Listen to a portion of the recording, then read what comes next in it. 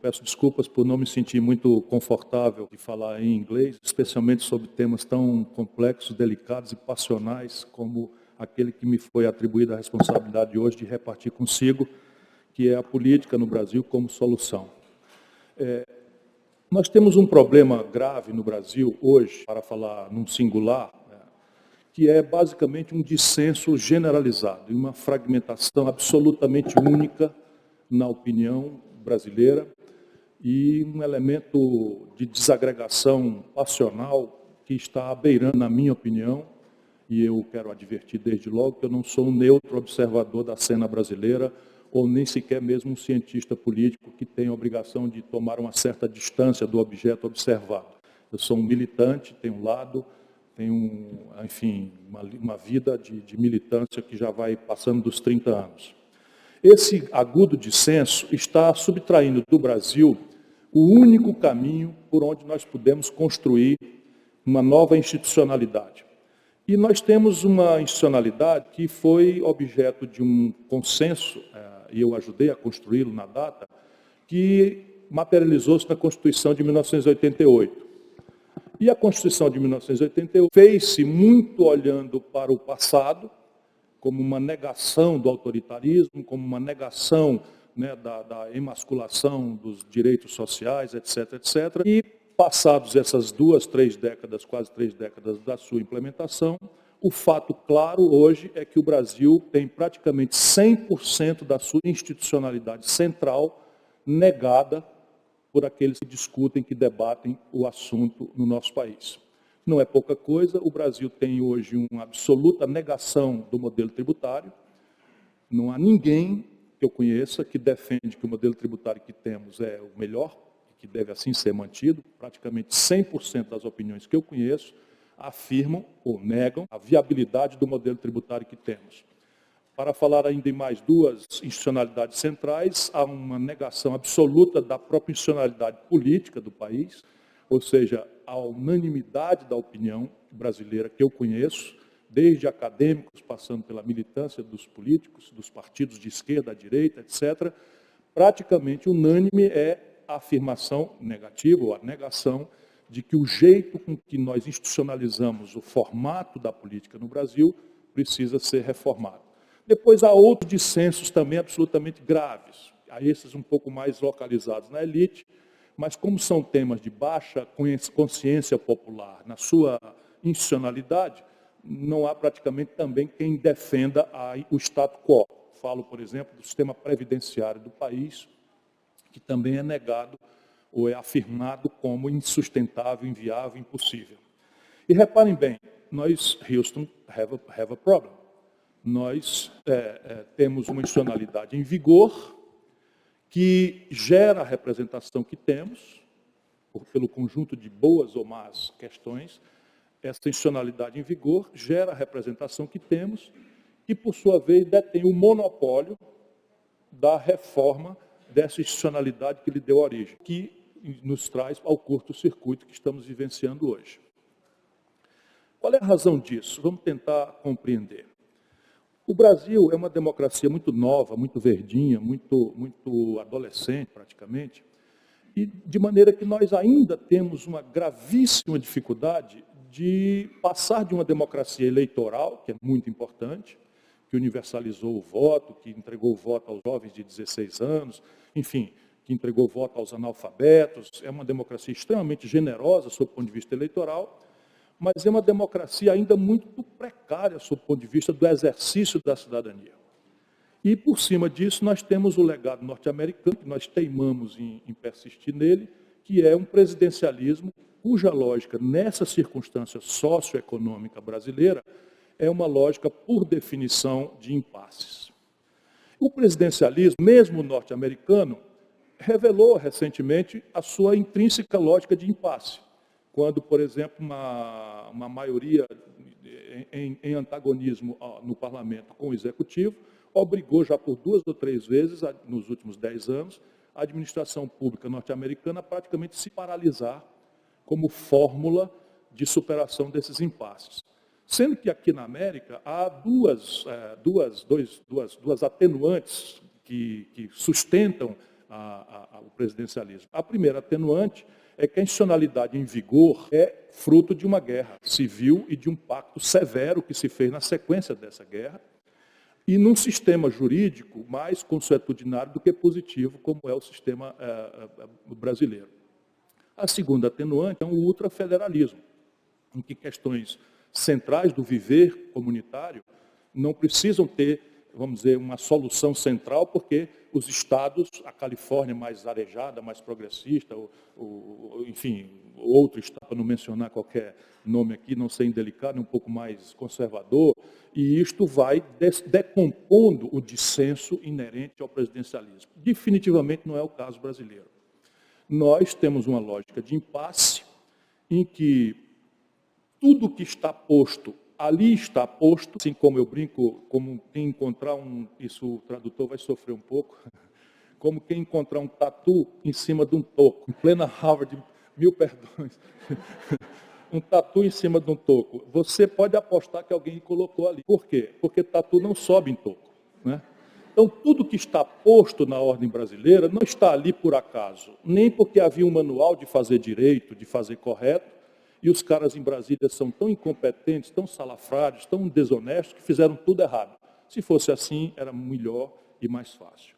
Tudo que está posto no Brasil, que é mesmo negado, ali está por afirmação de interesses minoritários, orgânicos, ativos, conscientes, em detrimento do interesse difuso, público, coletivo, atomizado, desorganizado da nossa sociedade e das nossas crianças no futuro. Isto nos traz a compreensão do problema hoje e eu estou desafiado como militante, dado que eu não sou um analista, não sou um cientista político, eu até já me arrisquei a assumir a responsabilidade por administrar essa gravíssima e complexa contradição como candidato a presidente, e hoje persisto insistindo como uma experiência que eu acumulei há muito tempo. E é o que eu quero lhes propor.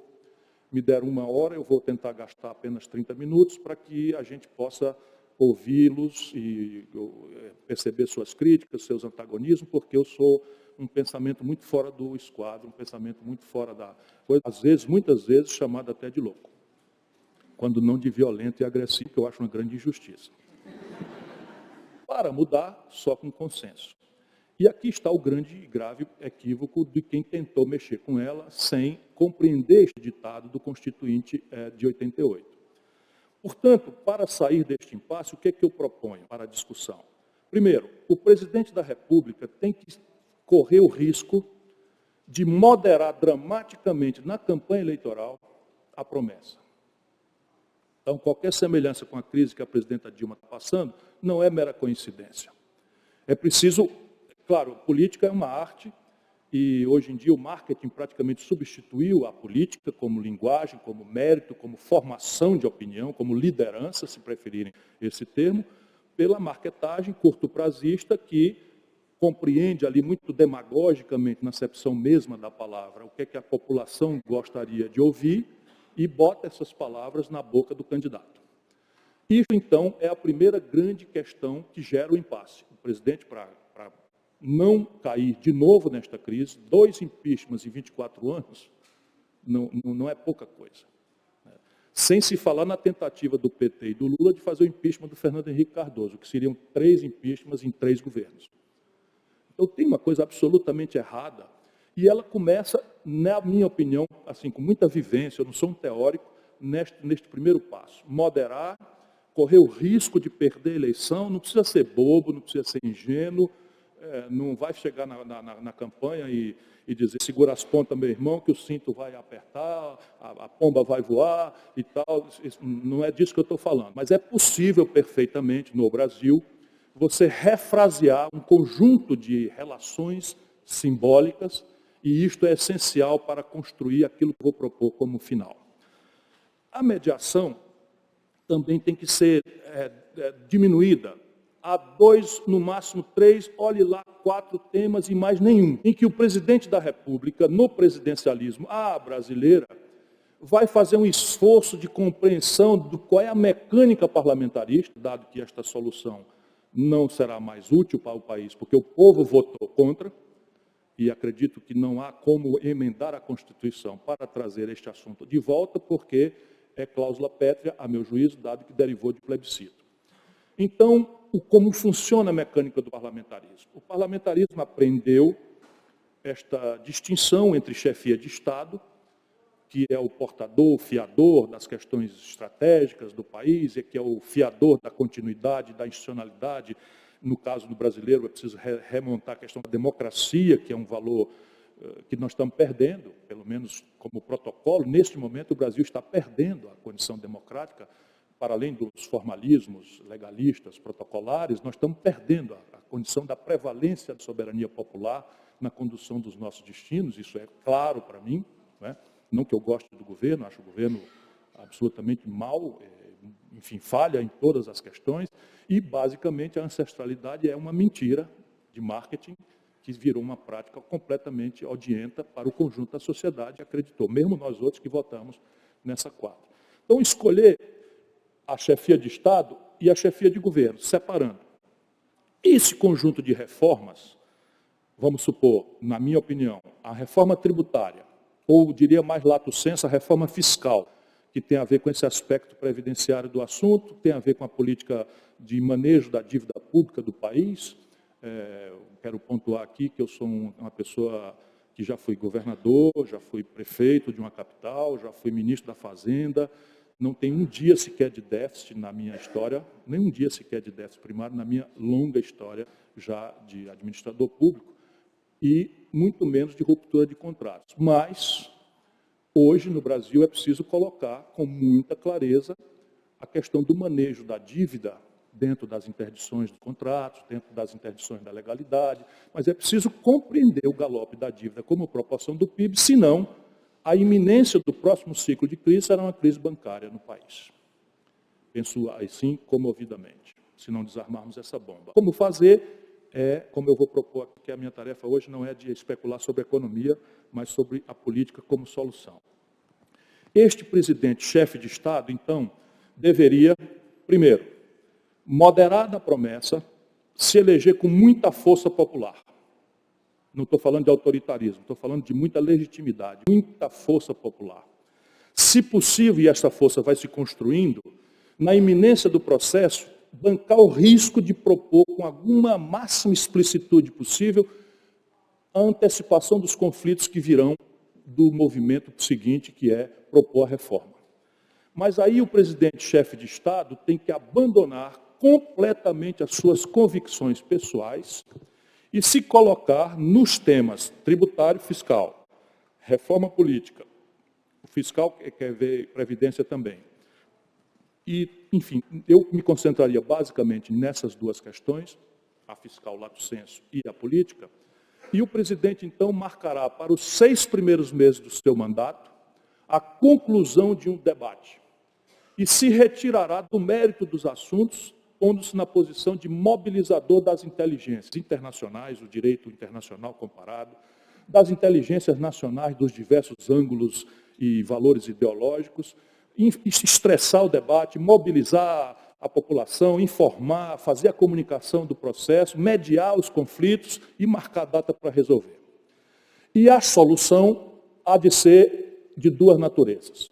Obtido o que é improvável, um consenso forte nesta dinâmica das inteligências, propor pela estrutura representativa estrito sensu a reforma. Se não, e eu acredito que teremos que ir a isso, se persistir o dissenso, levar as propostas polarizadas, qualificadas no debate, para uma ampla decisão de referendo e ou plebiscito, conforme seja o caso. Ou seja, aqui está, isso tudo já está vigente na Constituição brasileira como remédio.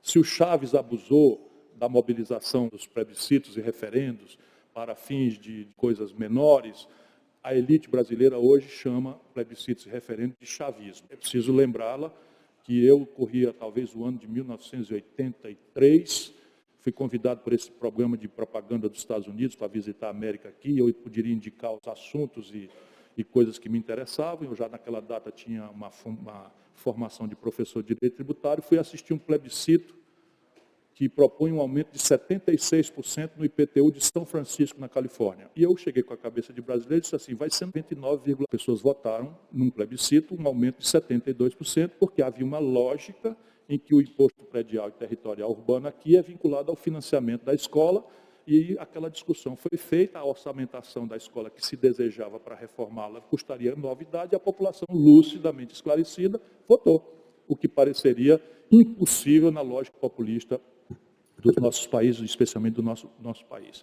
Estou dando exemplos, e ainda assim, este conflito não seria muito simples de ser resolvido. E eu tenho matutado o que fazer em relação a este último ponto que inviabiliza e paralisa a nossa estratégia de reforma, de modernização das institucionalidades brasileiras. E eu tenho para mim que é o medo da mudança. Vou tomar o exemplo da reforma da Previdência. Se é verdade que a Previdência Social brasileira está desequilibrada no seu financiamento, e é verdade, mas já esse dado é contestado no Brasil. Mas, mesmo respeitando a contestação, se nós montamos um regime previdenciário, quem está com o tempo para me avisar? Falta 5, os 30? Já? Que pena. Eu me apaixonei pelo auditório. Mas vou citar um exemplo prático.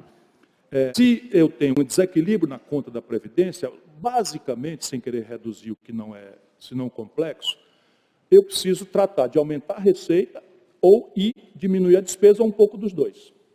Ou seja, eu preciso ferir interesses atuais, organizados, ativos, informados, em favor de um difuso interesse a futuro das nossas crianças e da sanidade fiscal do país. Nem no Brasil, nem na Suécia, não vamos nos martirizar, assim posta essa questão não passa no parlamento sueco. Aliás, outra não é a razão ancestral da crise europeia.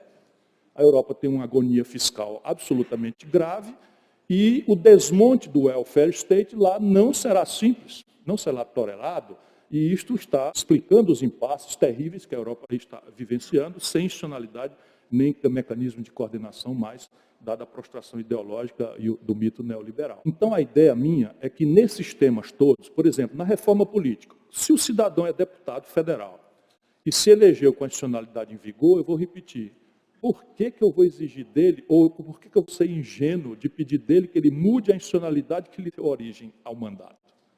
De novo, não é humano isso.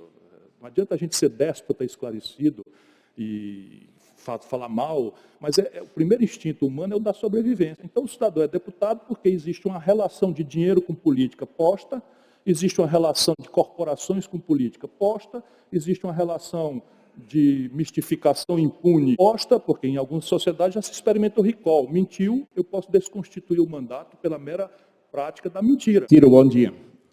Eu sou o Colin, eu sou, junto com o Rogério Schecker, um dos fundadores do Vem Pra Rua.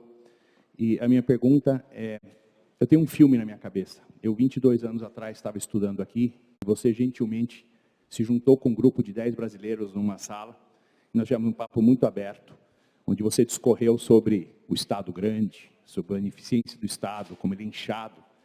E com ideias muito propositivas e muito bacanas, você estava querendo enfrentar isso, você estava como um cabra aguerrido que você é, eu vou enfrentar esse bicho e nós vamos mudar o Brasil. Cá estamos nós, 22 anos depois, de novo com uma história muito boa sobre o que o Brasil tem que ser feito, mas no âmbito executivo. Eu lhe pergunto mais no âmbito legislativo. Eu acho que, de fato, o problema do Brasil está no legislativo, e você que esteve no legislativo, o que nós precisamos fazer para, de fato, assim, sem causalidade, algo, o que a gente pode fazer para 2018?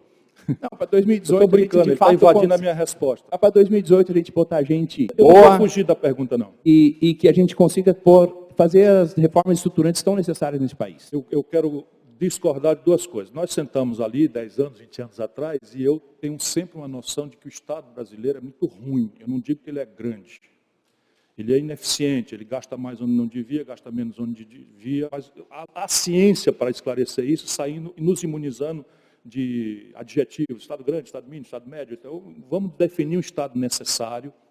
E aí, quando você for fazer isso, você vai olhar os padrões internacionais, mesmo de países de renda intermediária, como o Brasil, o gasto per capita com saúde, o gasto per capita com educação, o gasto per capita com defesa. Tem vários padrões internacionais e praticamente todos esses indicadores, o Brasil está com gasto público per capita abaixo do Standard Core. do ideal. Como a gente só tem mais 5 minutos, vamos pegar 2 perguntas? E eu vou tentar ser mais breve. Bom dia, Ciro. Eu sou professor da Universidade Federal do Rio Grande do Norte, sou o professor Ricardo Valentim, e lá nós desenvolvemos pesquisa na área de saúde, tecnologia para a área de saúde, liderando algumas pesquisas no Brasil em nível nacional. E, como você falou de um ponto estratégico, sempre eu vejo que é a questão política no Brasil, que precisa ser reformada, tributária, mas nessas discussões políticas sempre está à margem a questão da ciência e tecnologia, que é um ponto que alicerça melhor o desenvolvimento econômico e social do país, principalmente no nosso país, onde é um país ainda de commodities. Então, como é que você vê, na época que você foi ministro, com o novo marco da ciência e tecnologia, e para 2018, seria a proposta? Eu não sou daqueles que acham que as coisas estão piorando, não. Eu sou daqueles que, com todas as contradições, acho que o Brasil está sempre melhorando. Tem stop and go, que não precisava ter, enfim. Entretanto, o Brasil hoje, dado o que está acontecendo no mundo, vamos pegar aqui, no princípio do século XX, acabou o século XIX, a distância entre o Brasil e os Estados Unidos era 100. No meados do século XX, a distância entre Brasil e Estados Unidos, cada qual na sua velocidade relativa, era 60. A partir dos anos 90, a distância entre Brasil e Estados Unidos virou 110. E, basicamente, isto é causado por um punhado complexo de fatores, mas eu imagino 3 assimetrias básicas. Uma tem a ver no ponto seu, desculpa, é que nem o Padre Vieira, não posso ser breve, né? Há uma assimetria grave da competitividade global do Brasil, que é o estrangulamento no financiamento, crônico. Você se financia a juro negativo no mundo e o Brasil se financia a taxa de juros mais cara do planeta. Outro assunto que demanda uma outra conversa que a gente precisa ter. A segunda é a questão de escala. Com a presença da China na área do Brasil, salvo commodities, na área industrial do Brasil, têxteis, essas coisas de baixo valor agregado, têxteis, calçados, são exemplos práticos. A escala da China faz chegar uma calça jeans na Sulanca de Caruaru, falei ontem lá no MIT, mais barato do que custa produzir, lá na Sulanca de Caruaru. E lá não tem tributo, não tem cargo previdenciário, não tem juro, não tem nada. Então, temos um problema. E o terceiro problema é a assimetria no padrão tecnológico, porque o Brasil aspira a um padrão de consumo global, e a única coisa que está de fato globalizada é a informação de um padrão de consumo maravilhoso, ao qual eu estou crescentemente induzindo minha juventude a referir sua felicidade. Eu não sou mais feliz porque tenho uma namorada maravilhosa e eu consigo cometer uma poesia, como era na minha turma. Fazer política, achar que nós íamos enfrentar a ditadura, revogar os modos judaico-cristãos de organizar a família. Nós éramos uma potência sem limites, e isso era bastante, era felicitante. Hoje em dia, a felicidade está sendo referida a um padrão de consumo que você não alcançará jamais, porque quando você alcança aquele, você deseja o outro. E isto explica a ansiedade global e a violência que nós estamos vivendo no Brasil, mas também é outro assunto para outra hora. Mas o elemento central é tecnológico. E eu não acredito, desculpem, não acredito no espontaneísmo individualista do mercado para equacionar isso. Porque nunca vi isso na humanidade. Aqui na América, há uma conexão instantânea, governo, empresariado e inovação, academia. E isto funciona azeitadamente com retóricas às mais, mas você tem uma compra aeroespacial, onde vão lá as encomendas por novos materiais, supercondutores, nanotecnologia, biotecnologia, depois você tem uma compra por defesa, o orçamento de defesa é o orçamento do planeta todo, e aí lá se vem novos materiais, supercondutores, e eles vão pilotar, de novo, a terceira revolução industrial. Nós, no Brasil, não estamos investindo privadamente nada em ciência e tecnologia, nem sequer capacitação e treinamento suficiente para modos rudimentares de produção, e não temos uma política industrial de comércio exterior que nos assinale protagonismos globais. E é por aí que eu vou. Quer dizer, eu iria